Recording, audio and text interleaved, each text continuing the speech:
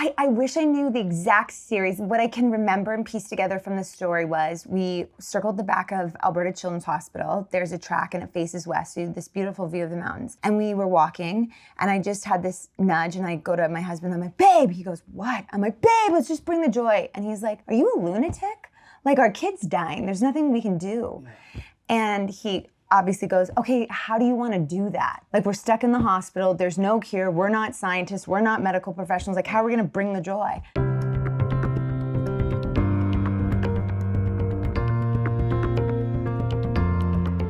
Hey everyone, Dr. Greg Wells here. Great to see you. And thank you so much for coming back to the podcast and joining me for this episode with the incredible Jessica Janzen.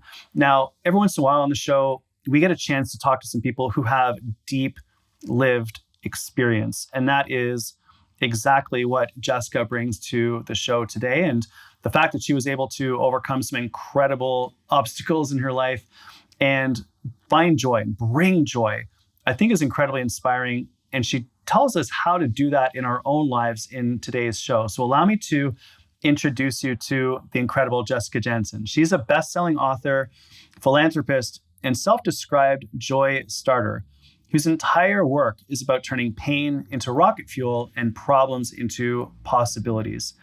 She's an advocate for mental health, rare diseases, and all things joy. She helps leaders, teams, and individuals navigate burnout and a problem-focused mindset and shift instead towards growth, success, and abundant joy. Jessica's story changed forever when she and her husband lost their son, Lewiston, to spinal muscular atrophy. In the midst of that grief, she made a decision. No other family would walk that road alone.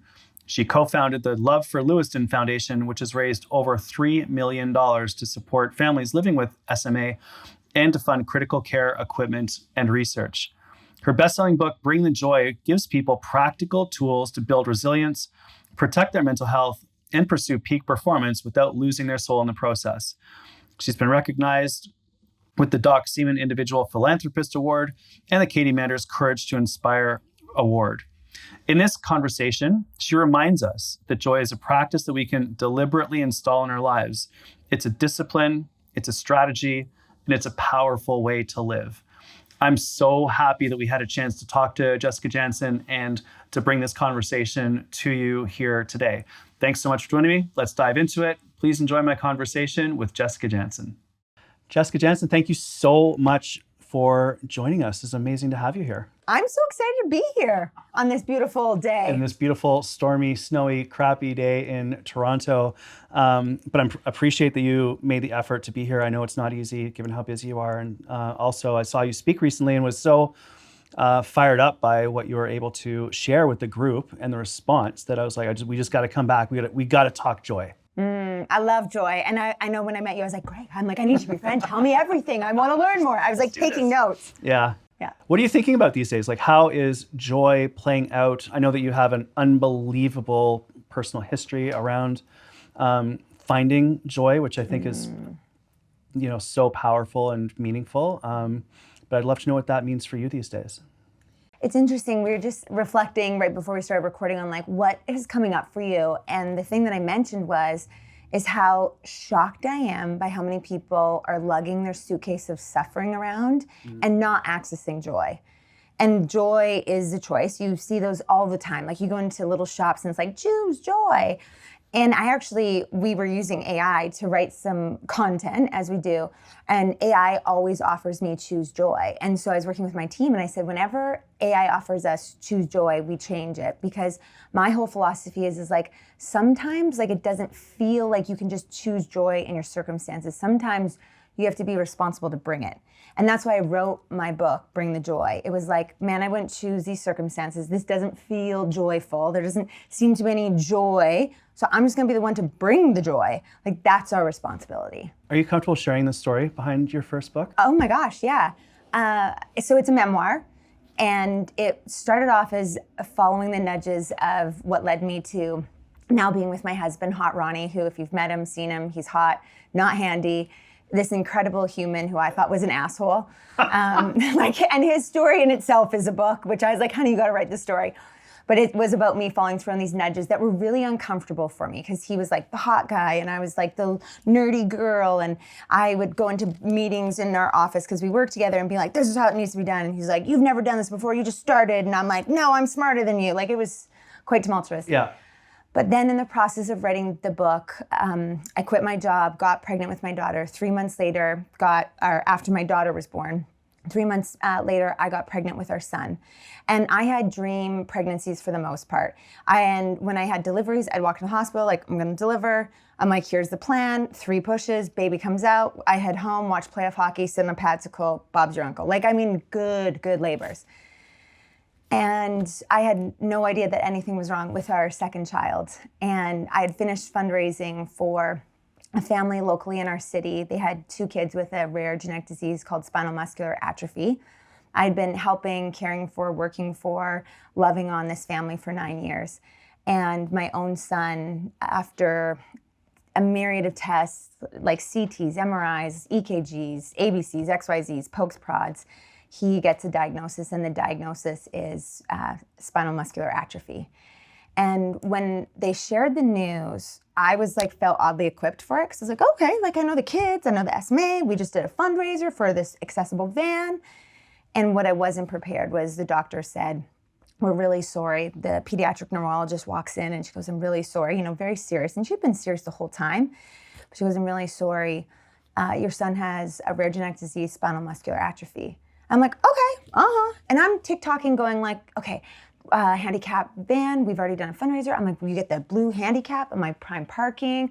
I'm going, we live in a bungalow, but we'll maybe need a ramp when the kid's in a wheelchair. Like, I'm going through the checklist. I'm going, oh yeah, fast pass at Disney. Like, this is beautiful. Like, there's all the perks. And she can tell, like, I'm not computing the severity of it. Like, I'm just processing. Yeah. And then she goes, I'm really sorry. There's no cure, there's no treatment. And because your son's diagnosed so early and it's so severe, he won't make his first birthday. And our role is just to keep him comfortable until he passes. We can't do anything other than that. And so, like, I mean, it just breaks you as a parent, breaks you as a human. And like, I'm somebody that finds a solution. Like, you want a solution for a precious diamond company, for an oil and gas, I'll come in because I'm so creative. That's like my superpower. But in this, like, you're just like, there's no solution. There's no like solve. There's no way out. And it broke us. And it was a nudge that I had when my husband and I got out of the room after being in the fetal position, crying your face off. And the nudge was, we're just going to bring the joy. And that nudge changed our whole world. And I shared it publicly on social media, and our account started to grow, and people from all over started to tune in. And this was before stories, and this was at the early onset of Instagram. And I just said, like, I really hope that they're wrong. I'm going to pray for a miracle. I'm a person of faith. And I was like, God, now would be a great time to show up and do one of those like walk on water moments. Yeah. And we're just going to bring the joy. And it started with a dance party. And so my book, Bring the Joy, is a memoir of what it looks like when you don't choose your circumstances or it doesn't go as planned, how you can bring the joy. And a lot of that is following through on the nudges that you get. And then the beautiful things that happen after the nudges. That's a beautiful story. Thank you for sharing that. I know it's not easy to make your way through that. So you're super courageous and brave and awesome. If you don't mind sharing the nudge, I'd like to know just a little bit about, like, how did you go from the fetal position crying to organizing a dance party? I wish I mean, I think part of it is like, it was big T trauma, like, because I was like, I don't have trauma. My therapist was like, oh, you watched your child die. Like, you have been through trauma. I was like, oh, okay, cool. I wish I knew the exact series. What I can remember and piece together from the story was we circled the back of Alberta Children's Hospital. There's a track and it faces west, so you have this beautiful view of the mountains. And we were walking and I just had this nudge and I go to my husband, I'm like, babe. He goes, what? I'm like, babe, let's just bring the joy. And he's like, are you a lunatic? Like, our kid's dying. There's nothing we can do. And he obviously goes, okay, how do you want to do that?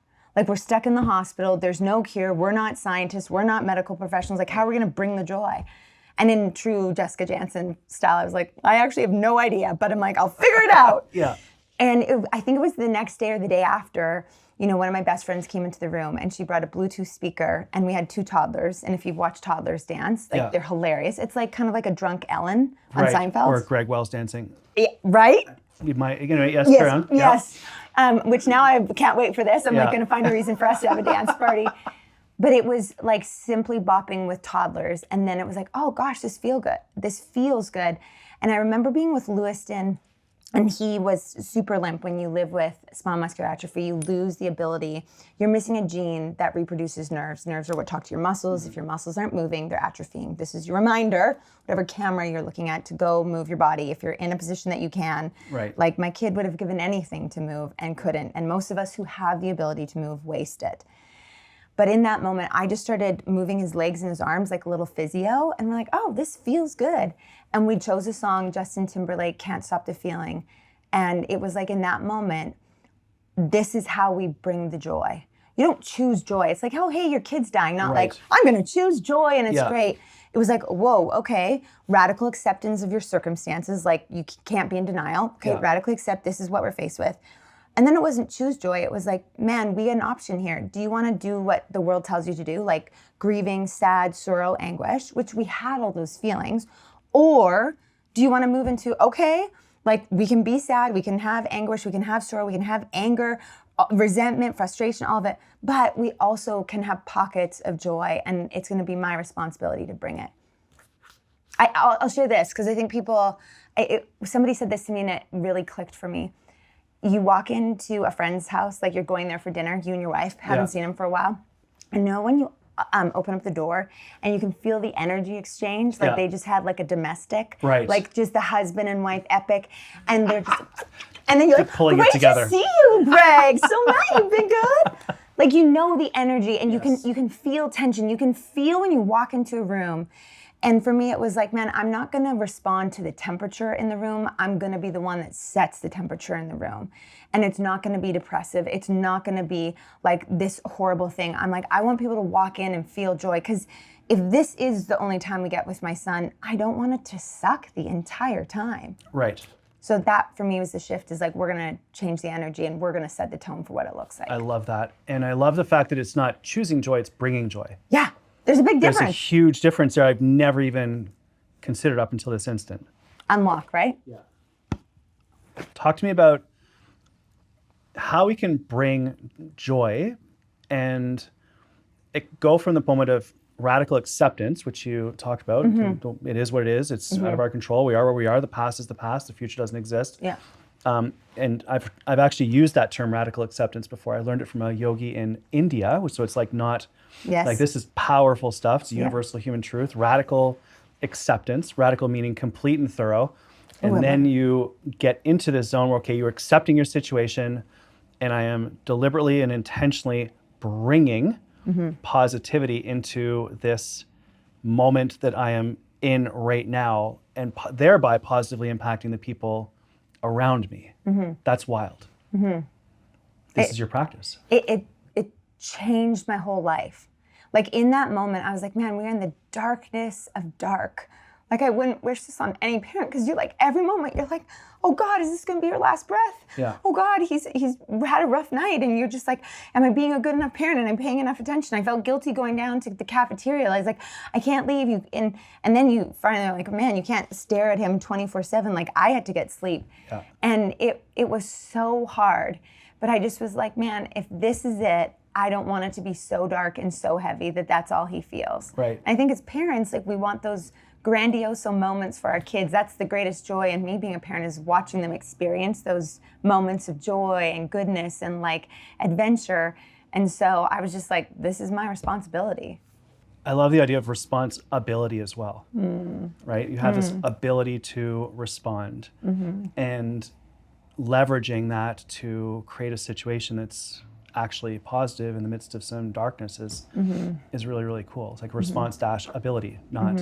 I know, I'm going to take that, add that to my keynote. Add that to the keynote. I'll add that. Thank you, Dr. Greg Wells, adding that for the next clients. It's not my idea. That was, again, the yogi in England. Okay, in yogi. India To yogi in to somewhere. yoga in Chennai. Anyway, you talk also, and you're writing your next book about the hard work of joy, which I'm now beginning to understand. Like when you're bringing joy, it's not just something that you, hey, yay, choose, yeah, everything's Buy fine. the sign at the shop down the road and stick it in your kitchen. Put it on the bumper sticker, yeah, right? do you know what I mean? Totally. And this is the hard work. It's a practice. Yes. Actually, it's deliberate and intentional. Yes. It takes energy. Yes. But it works. Yes.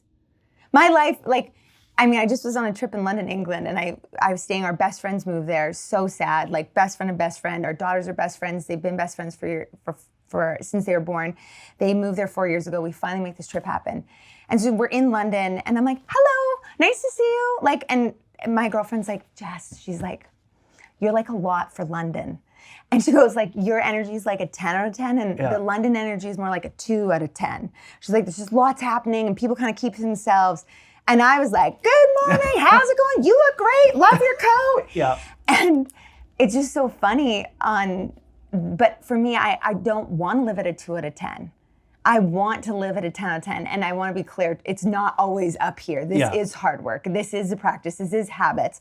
But it's just like the intentional choice of how you show up and what it looks like. And when I unlock that, gosh, it just feels so much better. That's so cool. All right, let's just take a little bit of a break. Let's breathe for a moment so that we can integrate all of this incredible science. And at this point, I'd love for you to share the episode with someone that you know. When you share this information, we all improve. We build a community together where we make the world a better place. So take a moment, pause, breathe, think through what we're learning, and share this with someone who could really benefit from learning this information. So walk me through the steps of crafting joy. And we talked about mind, body, emotion, spirit. Let's begin with the brain.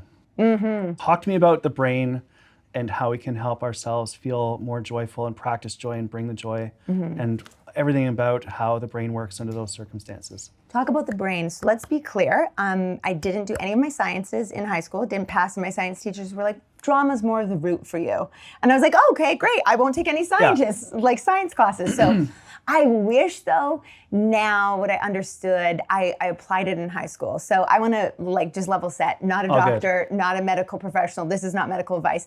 But because I've gotten so curious in this, I've done a lot of my own research. So this is what I've consumed, and I try to make it consumable for other people that would maybe not be the neuroscientist or super smart.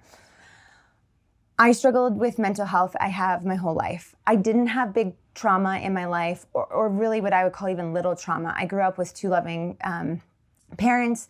I had both of my grandparents. We'd all get together on Christmas Day, and it would be loving and wonderful. And my grandpa would read out of the Bible, and we'd sing hymns, and we went to church, and it was pretty like a silver platter. Now, not without its hardships in different ways, but two brothers, we all liked each other, so good.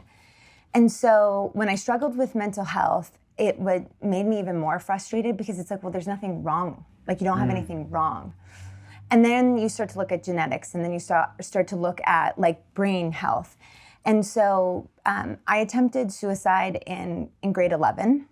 And the thoughts in my head were suicidal ideations. And it was, a moment where I just was the world would be better if I wasn't here. That's what my brain fed me. And I listened to it. I hooked onto it. I found the evidence that I didn't belong and fit in. And it took me until my late 30s and losing Lewiston to really understand taking care of my body.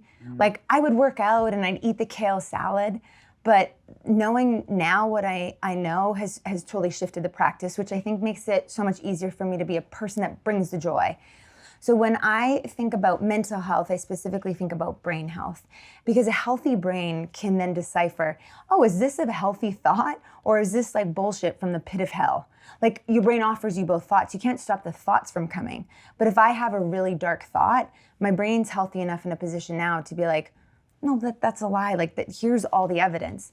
And so when I think about brain health, when I think about these moments, a big part for me is what am I consuming? And I wish you could say, wow, she doesn't have anything bad. I'll have a can of pop, or, I like to eat, Smart Sweets and all of these other fun desserts. But I'm so conscious now of how I fuel my body, because my brain accesses 25 to 30% of what I consume as my fuel.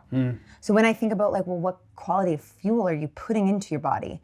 And I push my body hard.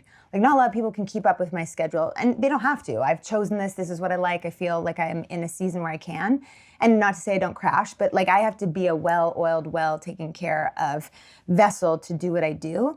And so I really look at how can I take care of my brain health. And that's a lot about what you consume. It's what you listen to. Like I talk about curated consumption. Like what are you watching? Like you see people spiraling. Well, it's like, well, when you're watching Fox News all night long and seeing story after story after story, and some people would call me ignorant, but I don't consume a lot of the news because it just feels so negative and so depressing. And so I know from my mental state, it's not healthy for me to do that. I also consume things that inspire me, things that like, oh man, that makes it possible, or like, look at that good news story, or look at community come together. And so like how you consume food, what you listen to, what you see, and then environment, the people that you're hanging out with, the things that they're saying. We work out on Fridays. There's a super cool group of us. Anyone's welcome. So if you're ever in Calgary, nice. It's like, as long as you get into class, like you have a seat at the table. And even if you miss class, you can come join us and we have coffee afterwards. And one girl joined us and she just was like carrying the suitcase of suffering, victim mentality. And I wanted to punch her in the fucking face because I was like, man, there is a mom that's sitting in the hospital watching her kid take every breath being like, is this it? And will give everything to be in your position to have your problems. And I'm not discounting the problems because I still can get overwhelmed or, anxious or frustrated. But I think it's like this perspective shift about like who you're with and what they talk about and how you show up for each other. I just stopped being in conversations where people talk shit and are in bad energy. I was 100%. like, circle it up, out we go. I don't want to have that. And it makes a difference on how you then fuel your own body and soul. Yeah, no, I agree completely. It's like the delete block policy on social. Like if I see a comment I don't like, delete and block. Yeah. Delete the comment, block the person. Don't need it, don't have time for it. I'm not going to engage, Right. expend any unnecessary. Why would you? Because you're not convincing them of anything. Exactly. And watching the news is a zero-sum game. Like, of course, you need to be generally aware of what's sort of happening in the world. But doom scrolling through the updates on everything that's happening right now in the world, when you can actually make a difference by doing something positive, that you bring that back under control rather than just passively consuming content that's designed to make you scared and upset and angry. So I love all of that. You continuously reference exercise and nutrition. Mm-hmm. So isn't it curious that we're talking about joy and crafting joy and bringing joy and fueling joy, and we land on the basics of mindset, exercise, nutrition. Amen. It's crazy if you let it access, and it doesn't have to be the hardest workout. Like it's like, okay, I'm gonna go outside and walk. Right. I'm gonna lift some weights. I'm gonna have a dance party in my kitchen. Like small things, but I think I overcomplicated it. Or if I wasn't consistent in it, then I was like, well, I'll quit. Not consistent. Right. Which I think so many people do, and you get frustrated. And I'm like, oh man, we've had an insane week. We haven't worked out once because we've been in 5 different time zones, and our bodies are pushing the limits because of the travel schedule. I don't then quit working out. I'm like, oh, I probably should do this because I know I'm going to derail here really soon if I don't get back on. How do you give yourself permission to get back on? Like you're super busy, which is a great analogy. I don't say busy also. Fair enough. I hate busy. I'm full because I'm Right. intentional with my schedule. Yes, you're deliberately and intentionally positively making a difference in the world. Therefore, you're doing lots of different things. I have a very full schedule. In lots of different cities and lots of different times on various different airplanes, Yes. which is a way, way, way better phrasing it. Thank you for that course correction on my language. That is a good analogy for how people feel driving their kids all over the place. Also not getting fired, getting everything done at work, taking care of the house, all those sorts of, like we are Stacked. full Yeah. up. And in that environment where it can feel draining, you're talking about fueling and bringing positivity into that type of a space. So for people who are feeling overwhelmed right now, for people who are listening, like, great, Greg, but like, oh, I'm in my car and I'm now a formal limo driver for my 3 teenagers who play sports, which is awesome, but I'm spending all my time in my car in traffic. Like, what do we do under those sorts of circumstances? How do we bring it in those types of moments or situations? Powerful thoughts lead to powerful actions. Talk to me about that, because that's awesome. Powerful thoughts lead to powerful actions. A powerful thought while I'm in the car with my kids is not, oh God, I have so much to do, and my to-do list, and oh my gosh, I haven't sent those emails, and fuck, and then my kids are trying to talk to me, and I'm like, God! Right. I've had to shift, and I have to work on this because my brain is like, you should be doing more, you're wasting time in traffic, and like it's offering me all the things like, have you seen the to-do list? You missed all these things. You're not the most involved parent. You could be doing more. You didn't respond to the hockey email. Have you checked the apps? Like, If you haven't noticed, I have ADHD, and so my brain So do I too. So I'm like joining you. I know, we're so like, but like now for me, I'm like, powerful thought.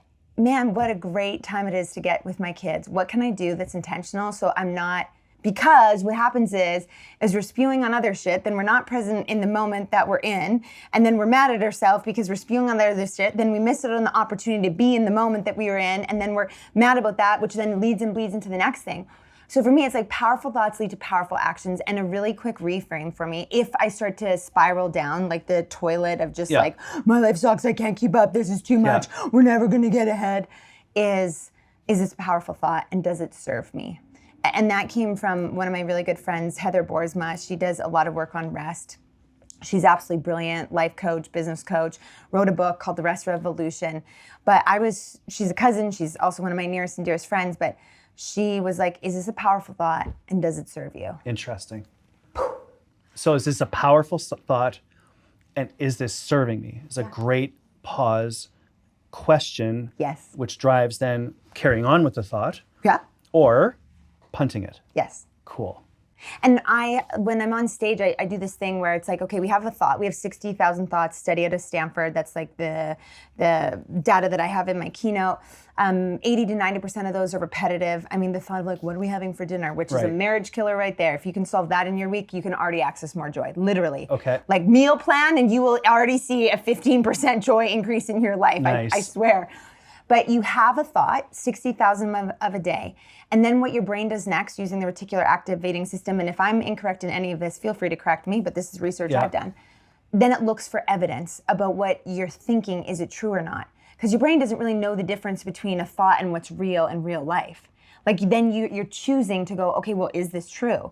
So you have the thought, you look for the evidence. And if your brain is healthy, it can access the correct evidence. If your brain is in a position where it's not depleted, it's not depressed, it's not exhausted, it's not on frickin' empty, then you're like, whoa, whoa, whoa. Or like, oh my gosh, the evidence, my kid is here, breathing, healthy. Gosh, there is a mom in the hospital that would give anything for this Uber moment. Yeah. And to be back and forth. On Saturday, I drove in our vehicle for 5.5 hours. And my one thought was like, gosh, this is such a waste of time. Like I could be doing so many more things on my to-do list. I have stuff to get ready for Christmas. I have to organize. And I was like, no, I'm so grateful I get to do this. And I can afford the gas. And I've got a vehicle that has CarPlay. We have one vehicle that has a tape deck in it. I was like, I get to drive the nice car today. Like it was just like looking for the evidence. And because you have evidence, you can access belief. And belief is what will fuel powerful action, powerful steps, a little bit more peace in your life because you believe the thing that you're thinking, and then your brain hooks on is like, oh yeah. You know that guy, Charlie, I don't know, he blew up on social media and he did this experiment and now he's like millions of followers and a billionaire or something. And he shifted his whole life around by saying good things are happening to me.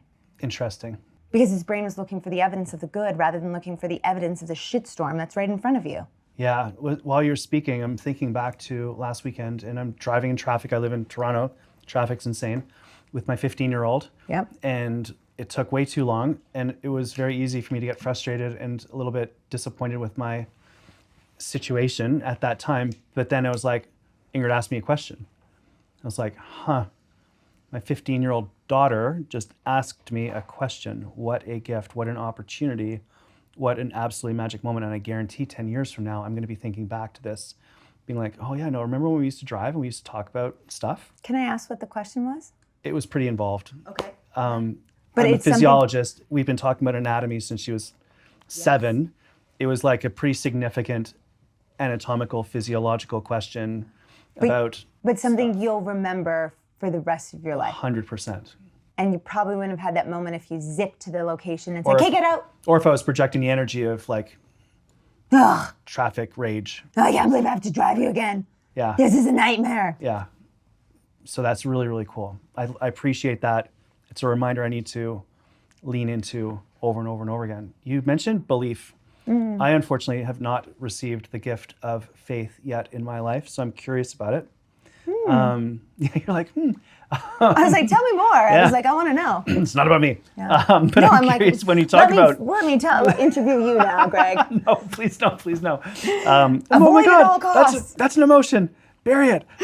You talk about mind, body, emotion, and spirit. And so I am curious about the spiritual element of joy for you and how that plays out. For me, I frame spirituality as like community, connection, love, friends, family. That's it for me. I know that that's not necessarily the way that everyone thinks about it, nor should they. But if you have that aspect of your life, which I'm sure is powerfully beneficial for you. But I'm curious about how that plays out when it comes to joy as well. I always tell people, I'm like, man, have a kid die, and you're going to want to hope that you had a hope in heaven. Right. And like I said, my faith was handed to me on a silver platter. I came from a family of Mennonites, not like hardcore, like we had a TV, but like when I grew up, there was no drinking. Like we were kind of like pretty, a glass of wine. And they started to loosen and relax as I got into my early 20s. And my parents, they made faith so approachable. They didn't ever force it on us. But it was like, hey, you want me to buy you, when we got older, you want to get your lunch bought for you, show up at church. And if you show up at church, I'll buy you lunch. And it was never forced on us, but just a way that we came together. And when Lewis passed, we joined a grief group. And it's a group that you would never want to be a part of. Like there was 12 different families in there. And it was like cancer, kid got ran over, kid had a fall. Like, I mean, horrific stories. Some kid died in a piece of exercise equipment. I'm just like, holy, like you want to talk about heavy. And I was in a moment where some of the families, as we were struggling and sharing our stories, where they didn't know what had happened to their child after that moment of death. Were they in pain? Were they still suffering? Were they still harmed? And I look at my faith, which is love God, love other people. I'm not a perfect Christian, so if you're looking for an example of that, keep on looking, because the buck stops here with that one. Yeah. And I swear a lot, like way too much. My grandmother would roll over in her grave. Jessica. Apparently it makes you live longer, so that's okay. I know, so I always send my mom those memes. It's like, Mom, this doesn't make me a bad person. It's going to help me live longer. And it's love God, love other people. And the thing that I love about a relationship with God is it's not earned. It's not how good you are. You can be a complete mess. And he says, I love you and see you just as you are. You're saved by grace, which means unmerited, undeserving favor. Whoa. Cool. I've thought a lot about unconditional love, unconditional support, which is basically, I think, maybe an extension of that. Totally. Yeah. Maybe we'll get there someday. We'll have to talk. Let's say someone's listening and they would like to take a step in the direction of joy. How do we get started with this? Group fitness. All right. Yes. Honestly, go to a group fitness class. Like dance, spin class, anything, whatever. A weight class, F45, do a Orange Theory, freaking P-Volve, there's FS8, you name it. If you're in a city, there is something going on, join a run club. I have a hip of a 90-year-old, so running's hard for me, but go where people are physically taking care of themselves, because most likely they're also mentally taking care of themselves. And you're hanging out with people who aren't going to be in a deficit. These are people that are like, oh, I'm plugging in my batteries. Oh, I'm refueling. Think about your body as I think about my brain and my body as a fuel tank. And I'm like, how do I get this so I'm at peak performance? I want to be an F1 winning the frickin' race. Yeah. My pit crew, we got to be a well-oiled machine. And when you hang out with other people, they're most likely doing the same thing. Right. And then so you elevate. And I'd also say you might have to let go of some of the bad relationships and the things, but start with a group fitness class. And you can't hang out in the back and being like, oh, this is stupid. I hang out in the back corner of the yoga class. I'm gonna move closer to the front. And you know what else you're gonna do? Oh my God. I know, it's so uncomfortable. Ugh, people, sweaty, gross. And then you're gonna be like, great to see you. Totally. Or high five. Yeah. Great work. Oh High my five. God. Great workout. That's all you have to do. Right. I just wonder, do that next week, and then I want you to text me and tell me how it changes things. All right. It's so simple. And the other thing I tell people is, okay, fine, you're scared, you're whatever, you in your own pity party. You can't serve other people well if you're not well. But there's something when I go, and trust me, I'm in a good season right now. So I'm joy is awesome. I take care of my body. I have my green juice. I got my workout in this morning. But in July, I was circling the frickin' toilet. I was like, the world's a dumpster fire. Joy is bullshit. I hate it. It's stupid. It's for nobody. I quit my keynote. I'm the worst speaker. There's no success. I don't even know why. I went dark. Yeah. And my husband's like offering, he's like, maybe you should do some of the things you say in your keynote. I was like, don't you tell me what to do. Does that to me as well. So does my 15-year-old. You know, she's like, didn't you write a book on that? It's like, That's gotta sting. Like, Yeah. right? Like, but the thing that I'm like, where did I go with this? Oh, this is the ADHD. Yeah. Go serve somebody. Go make it not about yourself. I'm just gonna show up, and true service means like, true giving means I'm going to give with zero expectations. Right. I'm not giving because it's going to make me feel better. Totally. I'm not giving because I'm like, hey, everybody, look I'm generous and we're helping. Yeah. No. It's like, just go give, no expectations, walk away, and you might never know the impact of it. Yeah. Boom. That's really, really cool. So like you're giving with no expectations, no judgment, nothing. You're just simply serving other people. Ian Lopatin, who started a company called Spiritual Gangster, I was with him last week. Buddy of mine, we'll introduce you. I'm like, write this down. He frames it as help other people get what you want. And that's the easiest to unlock. We're making notes. We're learning on the go. I know. I'm like, right? Add this to the keynote. This is so good. What's up for you right now? Like, let's talk about you, and then we'll wrap things up because I know you have to get to your next event. But let's talk sort of granularly about how are you operationalizing this in your life? What's a practice that people can install that might help make this real on a daily basis? Start complimenting people. So cool. And what I mean by that is, and I'll share this story because this, like I've had these reminders all the time, but this one was a really big one where I was like, oof, this is like what you need to keep doing. So I wrote a book on nudges. So now every time I get a nudge, I have to follow through on it. And it is so uncomfortable. Right. Because some of them are weird. Yeah. Like I had to tell this guy in Starbucks who's like a good looking guy. I was like, I have this nudge. And I just have to tell you that the thing that you're working on matters and you're not supposed to quit. I was like, and just so you know, I'm happily married and I'm not flirting with you. I grabbed my coffee and I ran out of the Starbucks. I was like, oh my gosh, that was so awkward. And I don't know if I'll ever know or I'll ever see him again or ever know the impact, but I'm like, dude, you wrote the book on the nudge, you have to follow through. Right. So coffee group, we work out Friday mornings, 9:30. It's amazing. We lift heavy weights. We have a dance party, great instructor. Shout out to Mara and the team at church. And then whoever wants to can come for a cup of coffee. And around the coffee, rather than having small bullshit conversation that's pointless, I ask one question that everyone around the table has to answer, and we all have to listen to what that is. And sometimes they're light and fluffy, like if you were to commit a crime, who would you bring with you to commit a crime? Like sometimes they're fun like that. And sometimes they're like, if you have to let go of one thing right now so you can finish the year better, what are you letting go of? And then you can hold people accountable. So we have this intimate conversation. So my husband's in the restaurant industry. We're having coffee at DeVille, one of the new coffee shops we opened up.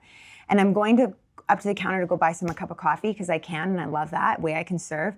And I got this nudge that the guy I'm standing this way and the till is right in front of me, and he's kind of like looking at me at this nudge. And I was like, sir, I just want to tell you, you look so handsome in those glasses. Like, you look so good in them. I absolutely love them. And kind of like, what? Thank you. I was like, yeah, no problem. Walk on, carry on, do my day. Later that night, Sue, one of the girlfriends in our group, texts me and she goes, did you compliment a guy on his glasses today at coffee? And I was like, yeah, why? Like, that's so random. 10:30 Friday night. This is the text I get from Sue and I'm reading it.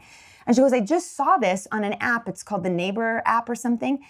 And she goes, the thing that she screenshotted says, to the young lady, which I was like, thank you, my Botox is working. To the young lady at DeVille Crowfoot, thank you for complimenting my husband on his glasses. He's undergoing cancer treatment.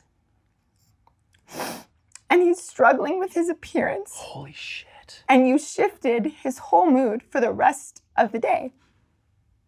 And Sue's like, Sue knew it would be me because I just run my mouth. I'm complimenting strangers on the street. Sue knew it would be me. I was like, holy shit. So of course, what does Sue and I do? Because Susan and I are like helpers. We're like, we need to put a care package together. Let's go serve the man. He's in this difficult situation. And our whole like coffee church workout group comes together, put together a care package. We sign a card. I give him a copy of my book, Bring the Joy. I'm like, Cal, you got this. I then get an email about a week or two later from this girl that I randomly got introduced to because both of her kids are celiac and she wrote a book on kids with allergies. Her name's Jessica as well. I get this email from Jessica. She goes, hey, did you get my package? I'm like, no, sorry, I haven't been home. There's a stack of boxes on my desk. I'll look. She goes, also, did you write a message to Cal because that's my uncle and it looks like your book. A girl I've never met, lives in a different province, then hears about the story, and Cal's telling his friends, and she's like, you have no idea how much you impacted my uncle. Like, and the story just keeps snowballing, insane. Cal came to coffee with us last Friday and I took a picture. I'm gonna show you how cute he is. Like, what? All because I said you look great in your glasses, which was the truth. Yeah. I was like, the guy looked so, like, clear glasses, like good, solid. And I'm like, I'm never trying to get anything out of it. I have no stakes in like where the compliment goes. But I just know if I have it, I have to follow through on it. And I do look like the wackadoodle in the airport that, like, I've been accused of being drunk. They almost didn't let me on a flight. And I was like, I'll do a breathalyzer. This is just my natural demeanor. But I'm like, man, imagine if you just paid a few people a compliment and like how it would like lift their shoulders or lighten their load. And that's free. And it doesn't cost you anything other than maybe an awkward moment that you're just wrestling with in your brain. I think that's a great place to stop because it's an action item that every single person listening can do. Just like give someone an unexpected, specific compliment with no expectation. With no expectations and no judgment whatsoever. What a great place to land. Jessica Janzen, thank you so much for joining us today. Thanks for having me. Go bring the joy! Woohoo! Let's do it. Hey everyone, I hope that you enjoyed that episode with Jessica Janzen. She is just a bundle of energy and just such an incredible inspiration. I loved talking to her about the shared experience that she's had, not just going through the challenges that she's had in her life, but the amazing shared experiences that she has had with other people that she has positively impacted. So I hope that that episode was helpful for you, and that was going to just build upon that positivity that we're flowing out into the world. If the episode was helpful, please share it with someone that you love, someone that you were thinking about. If you have any questions, don't be afraid to reach out. Ping me on social at Dr. Greg Wells. I'd love to hear from you. Tell me what you thought. And definitely give yourself a little round of applause for still being here, for listening, for being so committed to personal development and growth and learning.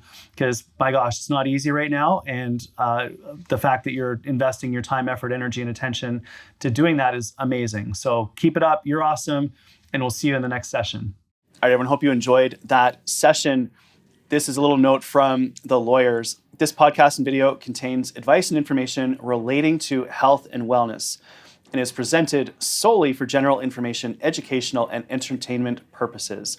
We've made enormous efforts to make sure that the information is accurate and that what we've contained in this episode is based on science and research.